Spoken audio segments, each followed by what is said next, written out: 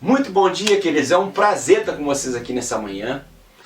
E eu queria trazer uma palavra de esperança, uma palavra de ânimo. Eu gostaria de trazer uma palavra de Deus para o teu coração. E o texto que eu queria compartilhar com vocês se encontra no Evangelho de João, no capítulo de número 9, que diz assim: Ao passar, Jesus viu um cego de nascença. Seus discípulos lhe perguntaram: Mestre, quem pecou, este homem ou seus pais, para que ele nascesse cego? Disse Jesus: Nem ele, nem seus pais pecaram. Mas isto aconteceu para que a obra de Deus, ou para que a glória de Deus, se manifestasse na vida dele. Verso de número 6. Tendo dito isto, cuspiu no chão, misturou terra com saliva e aplicou aos olhos do homem. Então lhe disse: Vá lavar-se no tanque de Siloé, que significa enviado. O homem foi, lavou-se e voltou vendo. Até aqui. Bom, esse texto fala que Jesus estava com seus discípulos caminhando e no meio do caminho eles encontram um jovem que era cego de nascença. E a pergunta dos discípulos tem a ver com o pensamento judaico da época. Quem pecou para que ele nascesse cego? Os pais dele ou ele mesmo que pecou? E Jesus disse: não foi ele nem seus pais, mas isso aconteceu para que a glória de Deus se manifestasse na vida dele. A pergunta dos discípulos tem a ver com a crendice da época do pensamento judaico, onde os judeus acreditavam que as doenças, os problemas, as enfermidades eram resultado de pecados e aquilo trazia uma consequência física para as pessoas, ou o pecado dos seus pais ou da própria pessoa em si. E Jesus então mostra para eles, para os discípulos, que não tinha nada a ver com aquilo, mas que aquele problema havia acontecido para que através da vida dele a glória de Deus se manifestasse. Essa história nos traz algumas lições muito preciosas para o nosso coração e eu queria trazer para vocês.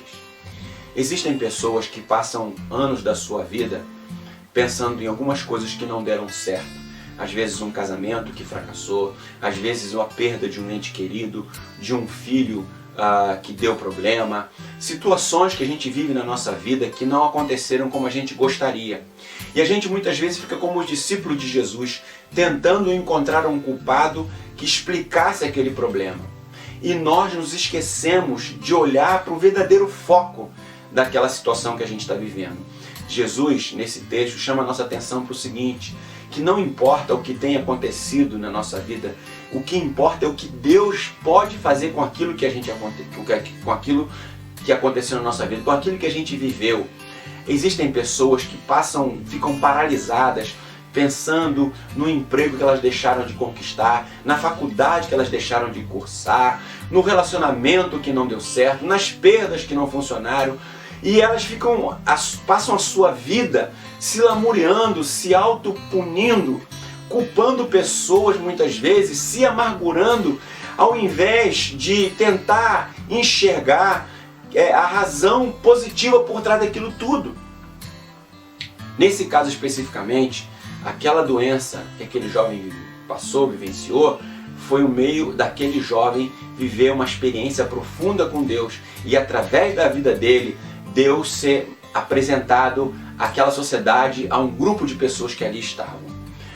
Eu não sei quais são as frustrações, quais são as tristezas que você carrega no seu coração.